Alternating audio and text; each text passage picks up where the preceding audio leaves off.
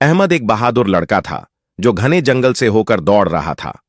अचानक उसका रास्ता एक पुरानी लकड़ी की पुलिया पर जाकर खत्म हो गया, जो गरजनाते हुए नदी के ऊपर कांप रही थी। तेज हवा सड़ी गली लकड़ियों को झकझोर रही थी, जो खतरनाक तरीके से चरमरा रही थीं। अहमद का दिल जोर जोर से धड़कने लगा, क्योंकि पीछे से उसके पीछा करने वालों की चीखें और कदमों की आहट तेज होती जा रही थीं।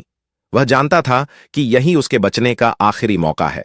पुल भरोसेमंद नहीं लग रहा था, लेकिन उसके पास कोई और रास्ता नहीं था। सावधानी से उसने अपना पहला कदम लकड़ी के तख्ते पर रखा, जो उसके वजन से कराह उठा। ठंडी सिहरन उसकी रीढ़ में दौड़ गई, लेकिन उसका साहस उसे आगे बढ़ने के लिए मजबूर कर रहा था।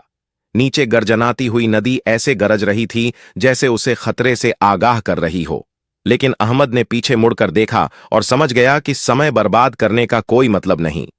उसने गहरी सांस ली और धीरे धीरे आगे बढ़ता गया, जबकि पानी नीचे चट्टानों से टकराकर गरज रहा था। हर कदम के साथ पुल और ज्यादा हिलने डुलने लगा। पीछे से दुश्मनों की आवाजें और करीब आ रही थीं। अहमद बिना रुके आगे बढ़ता रहा। उसकी नजर बस दूसरी ओर के किनारे पर टिकी रही। वह जानता था कि अगर वह उस पार पहुंच गया तो उसकी जान बच सकती है। अचानक एक तख्ता चटक कर टूट गया। अहमद का दिल एक पल के लिए रुक गया, लेकिन उसने खुद को संभाल लिया और तेजी से संतुलन बनाते हुए आगे बढ़ा।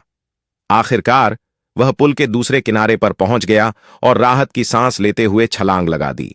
जैसे ही वह सुरक्षित जमीन पर आया, उसने जल्दी से जंगल के एक छिपे हुए रास्ते की ओर दौड़ लगा दी। उसने अभी के लिए खतरे से छुटकारा पा लिया था, लेकिन वह जानता था कि उसे सतर्क रहना होगा।